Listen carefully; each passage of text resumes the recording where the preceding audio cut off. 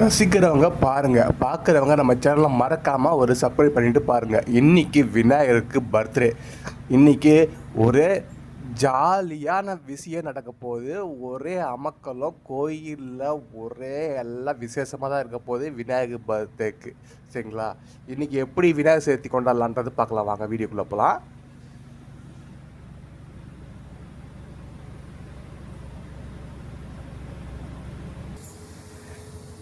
விளக்கெல்லாம் கழுவி எல்லாமே சூப்பராக பொட்டு வச்சு குங்குமம் வச்சு எல்லாமே ரெடி பண்ணி வச்சுருக்கு.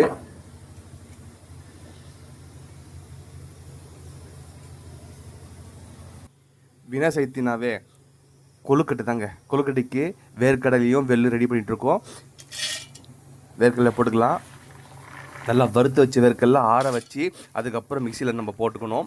அப்போ தான் சூடு பிடிக்காமல் அடி பிடிக்காமல் அது மிக்சி பிரச்சனை இல்லாமல் இருக்கும்.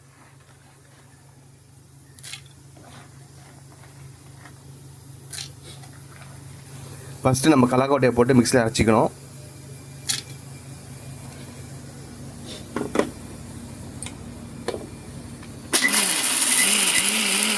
அடுத்து வெல்லம் போட்டுக்கலாம்.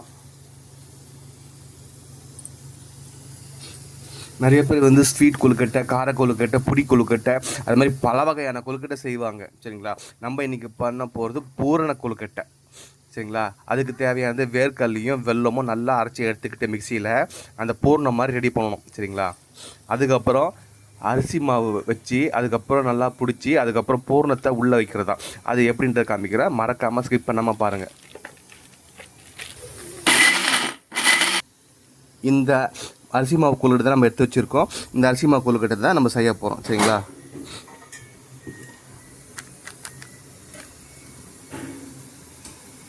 இங்கே பாருங்கள், பூர்ணம் ரெடி பண்ணி ரெடியாக வச்சுருக்கு. அடுத்தது மிக்சியில் அரைச்சி தூக்கி கிண்ணத்தில் போட்டுக்கலாம். இங்கே பாருங்கள்,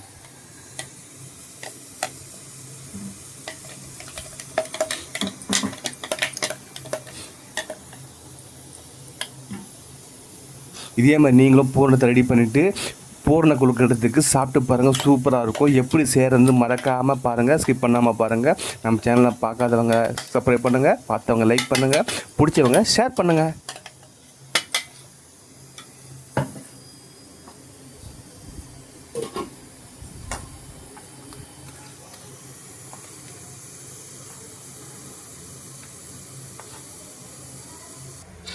சாமிக்கு கொய்யாப்பழமும் ரெடியாக வச்சுருக்கோம் படைக்கிறதுக்கு.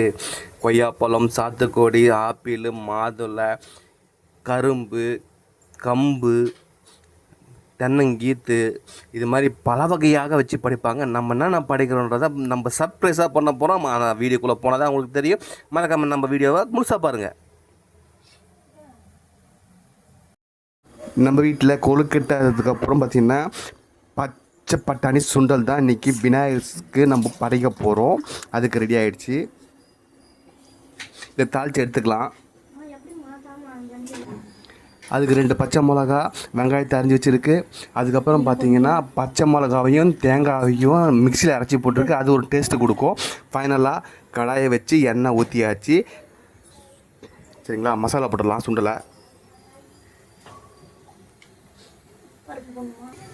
கடுகு போட்டுக்கிட்டாச்சு. இப்போது சீரகம் போட்டுக்கலாம்.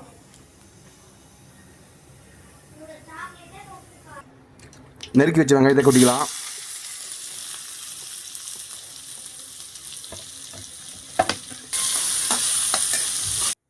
வேகச்சி சுண்டல் இதில் போட்டுக்கலாம் கடாயில்.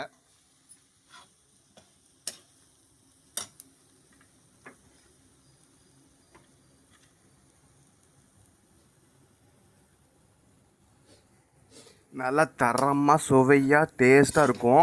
இது மாதிரி நீங்கள் பண்ணி பாருங்கள். சரிங்களா? அப்படி இருக்கும் அந்த சுண்டல். நிறைய பேர் ப்ரௌன் மூக்கலில் வெள்ளை மூக்கலில் சுண்டல் செய்கிறாங்க. இப்போ பச்சை பட்டாணி நம்ம செய்கிறோம். எதுக்காகனா உடல் ஆரோக்கியத்துக்காக. எது நம்மளுக்கு தேவையான ஆரோக்கியத்தை தருதோ அது மோஸ்ட்லி எடுத்துக்குங்க. சரிங்களா? அது வீட்டிலே இருக்கும். அதனால் மேக்ஸிமம் செய்யுங்க.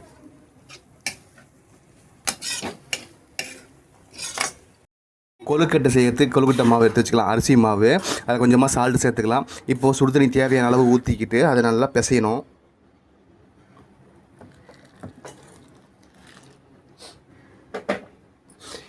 இதே மாதிரி வீட்டில் ஆல்ரெடி செஞ்சுருப்பீங்க. கொழுக்கட்டை மாவு எப்படி செய்யறதுன்னு கரெக்டான பதத்தில் கரெக்டான தண்ணி லெவலில் நம்ம அந்த மாவை போட்டு பிசையும் போது அந்த பிடிப்பு வரும். ரொம்ப அதிகமாக ஊற்றிட்டாலும் அந்த மாவு கொலன்னு ஆகிடும். அதனால் கவனமாக பார்த்து ஊற்றுங்க. சரிங்களா? கொழுக்கட்டை மாவு பிசைஞ்சதுக்கப்புறம் பூர்ணம் எப்படி வைக்கிறது, அந்த பூர்ணம் ரவுண்டாக எப்படி செய்கிறது கொழுக்கட்டை மாவில் அப்படின்றத பார்ப்போம்.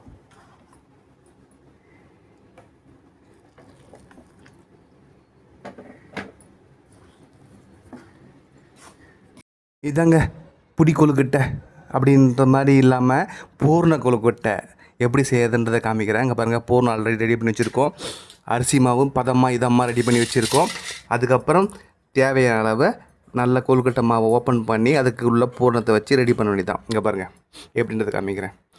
அரிசி மாவு லைட்டாக கொஞ்சம் எண்ணெய் தடவிக்குங்க, ஏன்னா அப்போ தான் கையில் பிடிக்காது.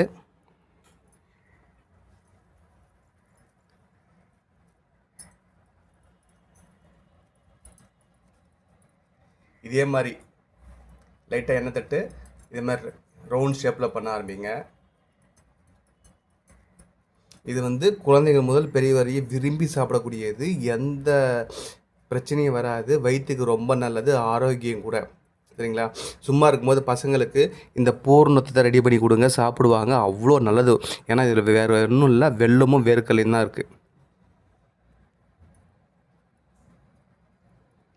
ஸ்வீட்டுக்கு ஏற்ற மாதிரி நம்ம பூர்ணத்தை உள்ளே வந்து ஸ்டோர் பண்ணிக்கலாம்.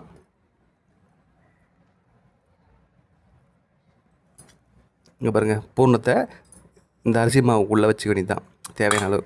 அதை அப்படியே மடித்து அப்படி ஸ்டிச்சிங் போட வேண்டியது தான்.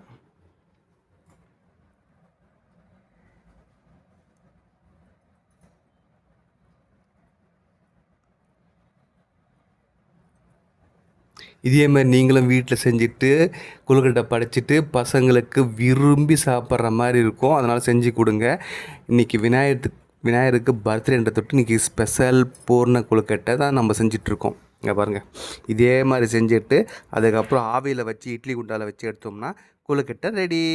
மறக்காம நம்ம சேனல் லைக் பண்ணுங்கள், ஷேர் பண்ணுங்கள், சப்ஸ்கிரைப் பண்ணுங்கள். மீண்டும் நம்ம வீடியோவை பார்க்குறதுக்கு வெயிட் பண்ணுங்கள்.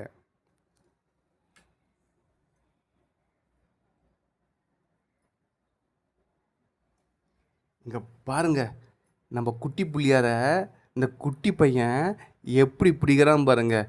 அதுவும் என்னது, மஞ்சளில் பிள்ளையார் பிடிப்போம் இல்லையா, அது மாதிரி இவர் ரெடி பண்ணுறாருங்க. செம்ம டேலண்ட்டாக ரெடி பண்ணுறாரு மஞ்சளில் பிள்ளையார. அதனால் மறக்காமல் இவருக்கும் ஒரு லைக் தட்டிட்டுங்க, ஆனால் ஷேர் பண்ணிவிடுங்க. பாய். நெக்ஸ்ட் வீடியோ பார்க்கலாம் உங்களுக்காக.